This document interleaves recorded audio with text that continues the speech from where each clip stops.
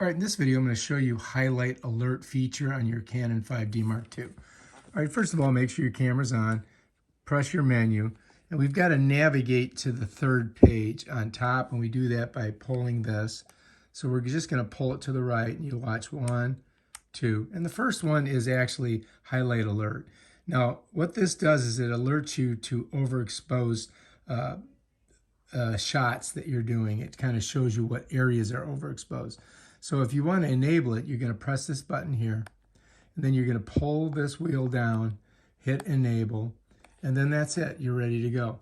Now I've shot some photos, so let's go ahead and take a look at them.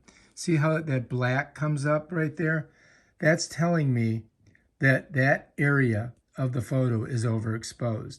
So I can make some adjustments to that photo. See how it kind of blinks in and out? And that is your highlight alert. Now, you don't have to keep it on, but, I mean, I pretty much know that part's overexposed, and most photographers will.